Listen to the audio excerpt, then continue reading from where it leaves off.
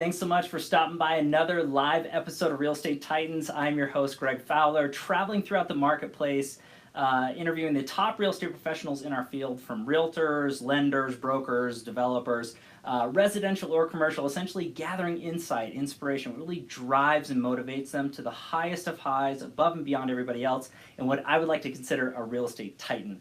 Our very special guest and featured titan today, Sam Cameron. Sam, thanks so much for being on the show. Thanks for having me. It's an absolute honor. I know everybody out there is super excited that you're here, so let's just dive into essentially a series of questions for everybody out there who's watching to get to know Sam and really what drives you, motivates you throughout your career and through your life. So I guess tell everybody a little bit about yourself, Sam. Well, obviously, Sam Cameron. I'm originally from Scotland.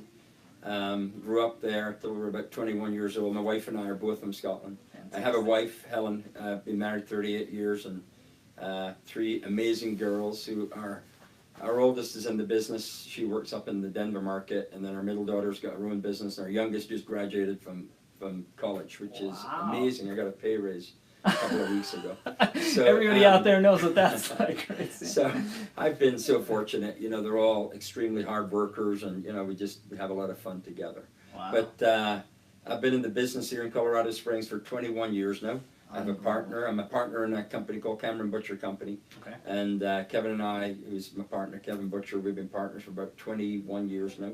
Wow. Literally, I know most marriages don't last that long, but somehow we've managed to keep it together. You guys are clicked pretty well, Sam, I gotta say. We're good for each other. Yeah. But, you know, we'll call ourselves a boutique commercial real estate firm. We've got amazing clients, very loyal clients, represent most of the bigger nonprofits in town, as well as, you know, investors and, you know, some large tenants and so on. Sure. And we also have a portfolio of our own that we manage and own that we're continuing to build. Wow. An investment portfolio of different assets. And that's huge, Sam. And I know that a lot of people out there who are watching this, I mean, you're a household name as far as that's concerned. You've been doing this a long time, Sure. Great reputation in the community.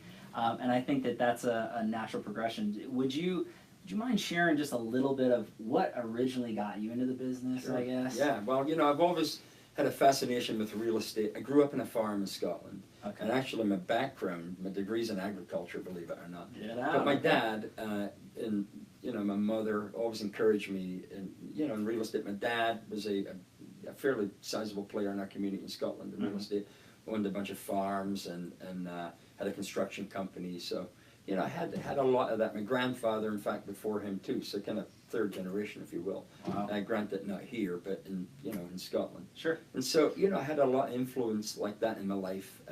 And when we first moved to the States from Scotland, we moved to Atlanta. Okay. And there was a guy, my dad was, at that time in his retirement, he was actually pastoring a church there. And a guy in his elder board who became a very close friend and mentored me was a guy by the name of Tom Cape, who was a commercial real estate broker. Okay.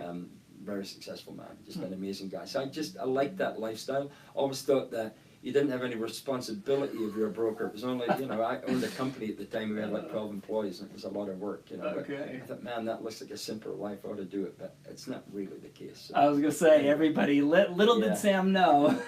yeah, not quite. Wow, okay. So, that breaks down kind of going into that. So when you got here to Colorado, what did that look like?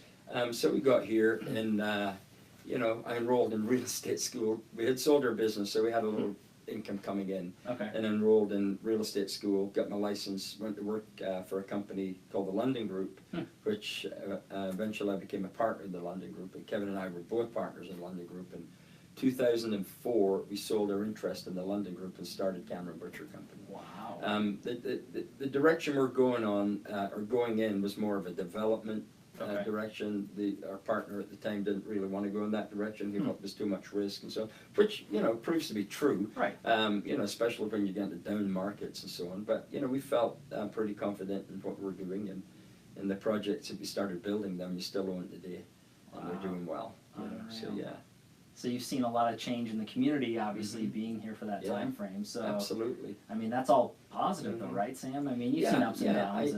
I suppose. You know, I mean, you know, people have questions about growth and what does it do and the sprawl and so forth. You know, and it, you know, I don't know. It's hard to stop people coming here. It's such a beautiful community. Agreed. People want to live here, and you can't, we have the resources to grow another 400,000 or 500,000. Oh gosh. And we're gonna do it. I'm pretty convinced. So. I agree, and I think that's a lot of positive nature, for the commercial, industry, and that's really good stuff. So let's talk about your why, and I think that tails in nicely into that, Sam. So you've been doing this a long time, and what really drives and motivates you, gets you out of bed in the morning to do it the level you do it at for as long as you have. I mean, I will say that I've got a Christian faith, and that kind of is the foundation of everything I do. Beautiful. But when you get to my why, and when I think about that, it's, I've thought about this a lot, it's how we practice our business and how we try to kind of have this theme throughout our business, and it's to make a difference, I mean, sometimes, we'll do things that we won't get paid on just to help someone, and we're fine with that, because we get compensated, a lot. We're not complaining about a lack of compensation here, but I'm just saying, we want to make a difference, and that goes through every thread of our business, if you will. It's in how we serve our clients. It's in the projects that we work on, and we turn down projects that are not projects that we can help. That they're just not in our ball field. We want to kind of stay focused on what we're good at, and it's in the things that we're doing. Even right now, Kevin and I have a big focus in the downtown community, where we've been buying some properties, and we're building a multi-family project in partnership. And it's just in those projects, we're not in it for the quick buck, get out and leave a mess behind. We're in it we hold all our assets, hopefully pass them on to our next generation, and and we're in it for the long haul. So we try to build them right. We try to keep them up, and we try to make sure that our tenants are happy and our tenant mix is good, and always try to make sure it's running good. So. And I think that speaks volume about your reputation, obviously what you've done, and a part of your why is caring, giving back, and not taking every opportunity that comes your way, because you're looking at it not necessarily for the immediate buck. You're looking at it for the impact you can have on the future, and what's right. And I can't say that every single professional, especially in the commercial field, looks at it that way. And there's so much more to being a Titan, as far as I'm concerned, than just the production and the numbers that you're putting down. It's the impact in a positive light, in a positive nature, not just on your clients, but everybody in the community. So I think that hit really well, Sam. Yeah, it's kind of who we are, and we've been influenced and had the benefit of knowing other developers and people in town of high character, like classic companies and Norwood and folks like that do things right, and you always want to watch what they're doing, so you can, in a much smaller scale in our case, but model that influence, So, I think you guys hit it right on the head there. So I think that tailing into a slightly different question with that is into background and business prowess and your professionalism. If you could pick and choose, one or two things that you added to your business that took it to another level, Sam, what does that look like for you? So anybody out there who's watching for advice, seasoned or it's a good question, and I'll tell you honestly, it's not some course I attended or some book I read.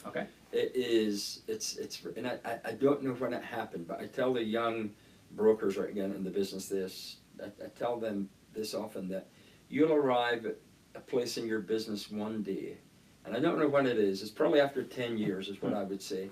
Commercial business is a long ramp up. It's not, you don't get into business, and you're not selling houses in a 3-month. It's a 3-year.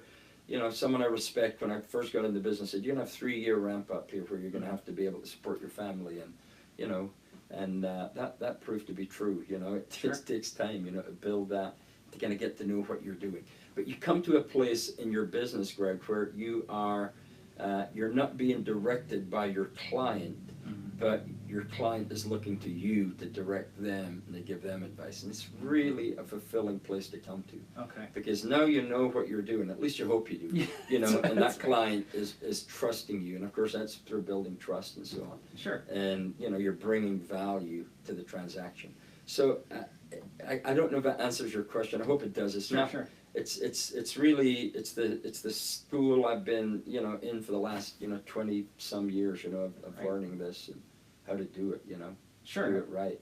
I think that does answer the question just for everybody out there. Yeah. And you mentioned time. It's time. I mean, there's coaches you can hire and books you can read and systems that you can do, but nothing is going to replace hard work and time. It's a 10,000 hour rule. There you it's go. the same thing. You know? There you go. So, yeah. I think that's good for everybody to note. It's not just a quick fix No, or it's things not. like that. And I found that echoed throughout a lot of the different Titans, interviews, is that hard work and ethic, and that never goes away. Now, there's things you can add to streamline or adjust, but ultimately hard work never leaves. Yes. It's always there. Yes. So I think that you hit that really hard. So everybody, there's no get rich quick pill, and on the commercial end, it does take some time for sure. And listen to the man who knows. Yeah. So okay, let's tail into something that's a little bit more of a personal question, Sam, for everybody out there to get to know a little bit deeper version of you when it comes to challenges. So. When life is easy, we can all kind of skate by, no problem. But when challenges come our way, that's what really separates us and our character from everybody else. Yeah. It's not necessarily what happens, but how you respond. So if you could pick a challenge that you've dealt with in your life, that you overcame, that you become a stronger man because of it, what does that look like for you, Sam? I mean, for me, it was probably definitely, 08, 09, 10. Okay. There's years of, uncertainty in the economy and in the world. And we got caught up in all of that because, we had a lot of assets and a lot of bank debt. And, thank God we were able to keep it all. And we were able to honor our commitments that we made to our lenders and so on. It wasn't easy. Sure. We were the ones that didn't get paid, frankly. For about a 2-year period, Kevin and I went without a paycheck. But we managed to keep our company together. We managed to treat our employees right. We managed to get through, just through... just through doing the right thing. Sure. So, somebody said, and I think it's true, that character is revealed in tough times. Your character is really revealed. It's not made so much then. It's revealed to who you are and what's inside there. Right. And, I saw a lot of business acquaintances, I won't call them friends, but weren't necessarily, who kind of took the easy way out, and just filed bankruptcy and they were in business the next day. And, we just didn't have that luxury. We didn't feel like that was the right thing to do. So we kind of hung in there and paid back our debt and honored our obligations. And today it's fine. Now we have, we've been able to keep our reputation and our character and, our lines of credit, our lenders love us, and we're able to do business, I think that, that share was beautiful because there's a lot of people who go through hard times and, you could have taken the easy way out, but you didn't. And I think that speaks volumes to your moral compass, right? What really, allows you to do what you've done as long as you have, Sam, and what separates you from everybody else. And that really does speak volumes to a lot of people out there. That tough time in making those decisions. I mean, we all deal with challenges, right? I mean, it's a fact. Yeah. So I think that we can all just look at it and say, hey, we all deal with tough times. How are we going to respond to it? Right. What legacy are we leaving behind, or influence, right, that we're doing? Yeah. So I think that's great. I don't want to, be condescending or feel like I'm judging someone who had to go through bankruptcy, because, I mean, there is a time and a place for that too. That's why we have the law, like we do. But, I think one guy in town who's been a close friend and has a big influence in my life is Doug Stemple. Okay. The classic, and Doug, his mantra for his company that I love, and we can adopt it around here too, is 3 things. It's always do the right thing. Never ask anyone to do anything that you wouldn't do yourself, and protect the brand, protect the reputation.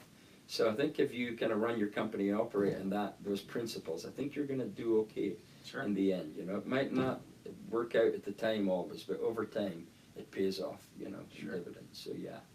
Wow, that's big. That's big advice. So hopefully everybody took that down as far as sharing that challenge, Sam. And I know that it's not easy to kind of air your laundry out to everybody here. No. It's what it is, man. Yeah, it's tough. But you overcame it, and I think that's another note too. It's not just your moral compass, but also your drive and your stick-to-itiveness. Right. You could have given up at any time, but you kept going. Yeah. And look at where you are today. Yeah. So. Yeah. No, exactly. It took a while. I mean, honestly, I'm not going to lie. It probably took 5 years for us to finally feel like we had made it. I think we've made it through. Okay. Now we're ready. to go on again. But Sure. through that time, I realized that what I had wasn't so much, you know, a nice financial statement, which we did before we went into all that time, but it was what I knew was really what the value I had. You know, Right. it was the confidence and the knowledge of real estate that we built over the years, and that would always come back, and we'd be able to use it and capitalize on that, and that's kind of what we've done. That's beautiful. So, yeah.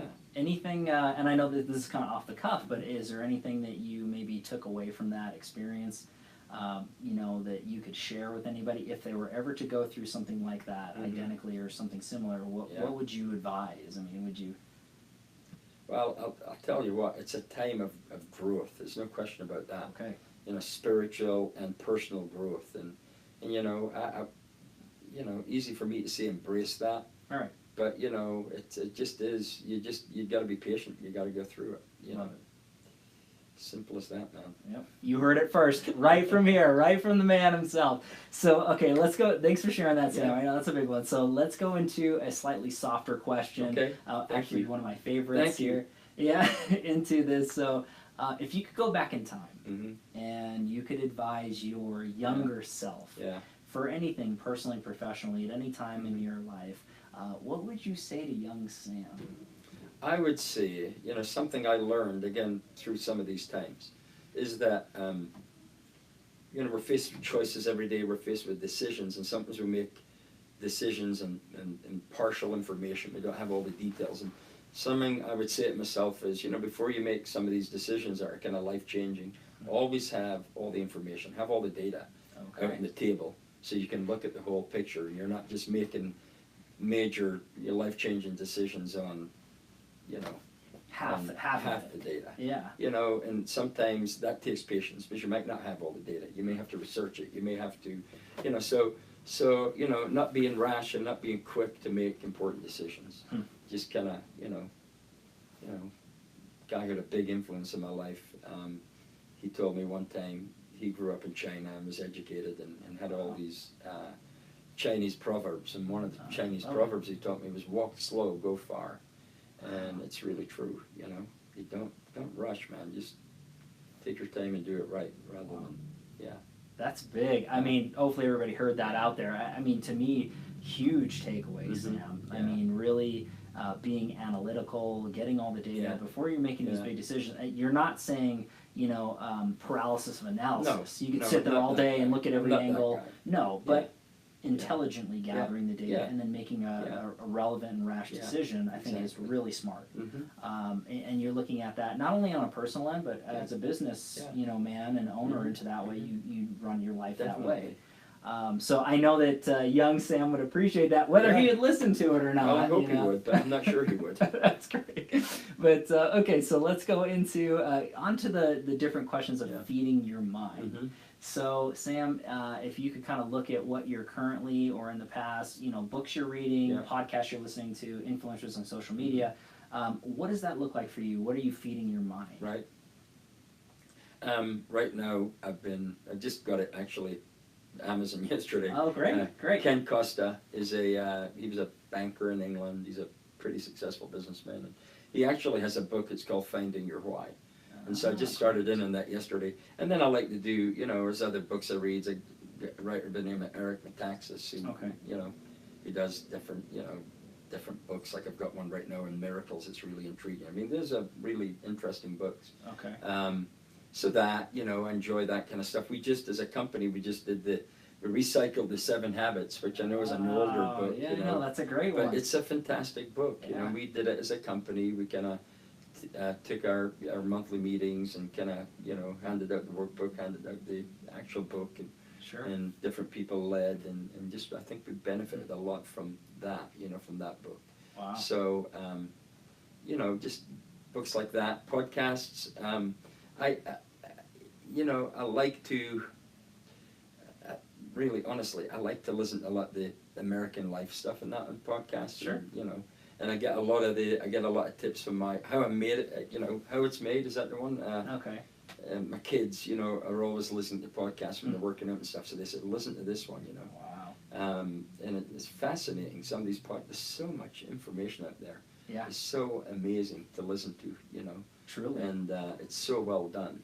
You know, so I walk my dogs every morning for about 30, 45 minutes, and I'll stick the headset on and crank a podcast up and Sure. listen to that in the walk, and usually get a lot out of it. So yeah. I love that, Sam, and because you're consuming it from multiples. I mean, I know you're a big reader. Right. I love the fact that you are reading as an office, as a team. Yeah. You are the second Titan on the series who has done that, and I thought, wow, what a beautiful idea. Yeah. There should be more professionals, whether they're team leads or individuals that should be reading or exploring their minds as a group. Right. Yeah. You know, I mean, think about it like a group fitness exercise or workout. I mean, it's so much more enjoyable. Yeah. You know, you got somebody else there, somebody bounce ideas, instead of just being in your own mind, getting different perspectives. So I love the fact that you guys do that. And it's good to see what comes out of those meetings, because it's an open round the table dialogue. So you'd be amazed what some of the guys in the field bring out, from those books, and it's good. Yeah, that's great stuff. I hope everybody out there, you guys start adopting that more as far as the leaders or the mentors in your life really start to go with that. Okay, so when it comes down to it, Sam, and just so everybody knows out there, I'm going to have all those books and podcasts listed in the comments or description below. Right. Was there anything else before we move on to the last one? Or? No, it's good, man. Okay, cool. So, yeah. Sam, this has been amazing. Huge information, tons of nuggets out there for everybody. So we'll always finish with this question when it comes down to it. If you could sum up yourself as a man, as a brand, in a mantra or a quote that you live by, what does that look like for Sam Cameron? I think it is, somebody said one time, there's a lot of good businessmen, but you don't want to just be a good businessman, you want to be a good man. It's important, right? And I think it goes back to that saying I said earlier, it's always do the right thing. And sometimes compromise will come in and we'll kind of give you an option, and you got to really decide what are we going to do here, Right. And it's definitely, it's living by the golden rule. It's all of that, and it works. I'm telling you, that works. Wow. And it's paid off for us time and time again. Huge. So, yeah.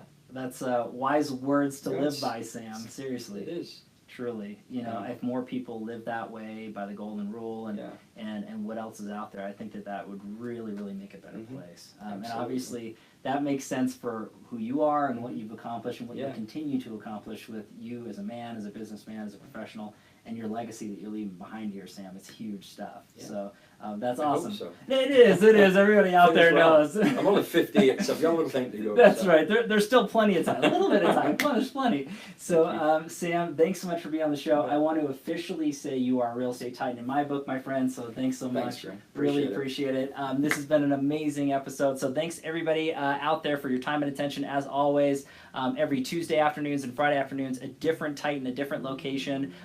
Really appreciate the fact that you guys are sticking with us through these episodes, and we'll catch you on the next live episode of Real Estate Titans. Take care.